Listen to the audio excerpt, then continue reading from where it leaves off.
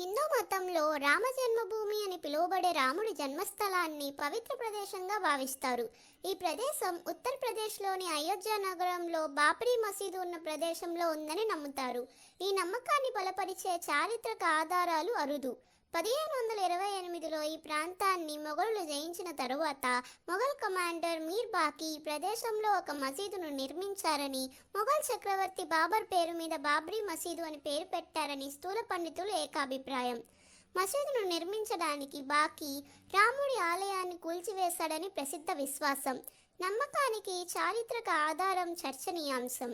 మసీదుకు పూర్వం ఒక నిర్మాణం ఉన్నట్లు పురావస్తు ఆధారాలు లభించాయి. ఈ నిర్మాణం హిందూ దేవాలయం, బౌద్ధ నిర్మాణంగా వివిధ రకాలుగా గుర్తించబడింది. కనీసం 4 శతాబ్దాల పాటు ఈ స్థలాన్ని హిందువులు మరియు ముస్లింలు ఇద్దరు మతపరమైన ప్రయోజనాల కోసం ఉపయోగించారు. ఆలయం ఉన్న స్థలంలో మసీదు ఉందనే వాదనను మొదట 1822లో ఫైజాబాద్ కోర్టుకు చెందిన ఒక అధికారి చేశారు. 1855లో ఈ ప్రదేశంలో మొట్టమొదటి మతపరమైన హింసాత్మక సంఘటనలకు దారితీసింది. వివాదాలను నివారించడానికి మసీదు వెలుపల ప్రాంగణాన్ని వేరు చేయడానికి బ్రిటిష్ 1859లో ఒక రైలింగ్ను ఏర్పాటు చేసింది.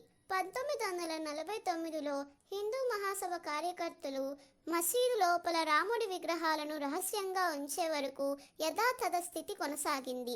దీంతో ఇరు వర్గాలు ఆ భూమిపై హక్కులు కల్పిస్తూ సివిల్ దావాలు వేయడంతో కలకలం రేగింది. విగ్రహాలను ఉంచడం మసీదు వినియోగదారులు అపవిత్రంగా భావించారు. ఈ స్థలం వివాదంలో ఉందని ప్రకటించి మసీదు గేట్లకు తాళం వేశారు. 1980లలో విశ్వ హిందూ పరిషత్ ఈ స్థలంలో రాముడికి అంకితం చేయబడిన ఆలయాన్ని నిర్మించాలని ప్రచారాన్ని ప్రారంభించింది. భారతీయ జనతా పార్టీ దాని రాజకీయ గొంతుగా ఉంది.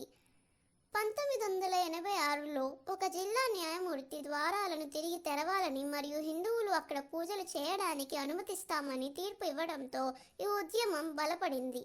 ఈ నిర్ణయాన్ని భారత జాతీయ కాంగ్రెస్ రాజకీయ నాయకుడు రాజీవ్ గాంధీ, ఆ సమయంలో భారత ప్రధానమంత్రి షాబానో వివాదంలో తాను కోల్పోయిన హిందువుల మద్దతును తిరిగి పొందడానికి ప్రయత్నించారు. 1989 సార్వత్రిక ఎన్నికలలో కాంగ్రెస్ ఓడిపోయింది. పార్లమెంట్లో బీజేపీ బలం 2 సభ్యుల నుండి 88కి పెరిగింది. ఇది విపి సింగ్ యొక్క కొత్త ప్రభుత్వానికి దాని మద్దతును కీలకంగా మార్చింది. 1990 సెప్టెంబర్లో బీజేపీ నాయకుడు ఎల్కే అద్వానీ రథయాత్రను ప్రారంభించారు. ఇది ఉత్తర భారతదేశం అంతటా అయోధ్య వరకు ప్రయాణించే రాజకీయ ర్యాలీ. ఈ యాత్ర ప్రతిపాదిత ఆలయానికి మద్దతును కూడగట్టడానికి ప్రయత్నించింది మరియు ముస్లిం వ్యతిరేక భావాన్ని సమీకరించడం ద్వారా హిందూ ఓట్లను ఏకం చేయడానికి ప్రయత్నించింది. అద్వానీ అయోధ్యకు చేరుకోకముందే బీహార్ ప్రభుత్వం ఆయనను అరెస్ట్ చేసింది. అయినప్పటికీ సంఘ్ పరివార్ మద్దతుదారులు పెద్ద సంఖ్యలో అయోధ్యకు చేరుకొని మసీదుపై దాడికి యత్నించారు. దీంతో పారామిలిటరీ బలగాలతో హోరాహోరీ పోరు జరిగి పలువురు అల్లర్లలో మరణించారు. విపి సింగ్ మంత్రివర్గానికి బీజేపీ మద్దతు ఉపసంహరించుకోవడంతో మళ్లీ ఎన్నికలు అనివార్యమయ్యాయి. కేంద్ర పార్లమెంట్లో బీజేపీ తన సంఖ్యను గణనీయంగా పెంచుకోవడంతో పాటు ఉత్తరప్రదేశ్ శాసనసభలో మెజారిటీని గెలుచుకుంది.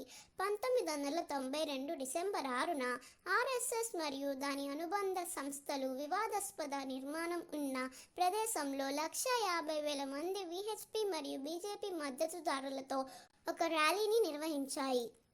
ఈ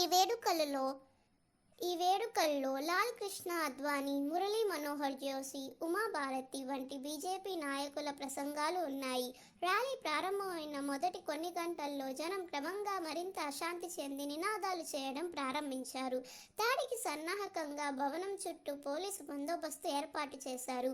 అయితే మధ్యాహ్న సమయంలో ఓ యువకుడు కాషాయ జెండాను ఎగరవేస్తూ ఆ కట్టడంపైకి దూసుకెళ్లాడు. ఇది సంకేతంగా భావించిన గుంపు ఆ తర్వాత భవనంపై దాడి చేసింది.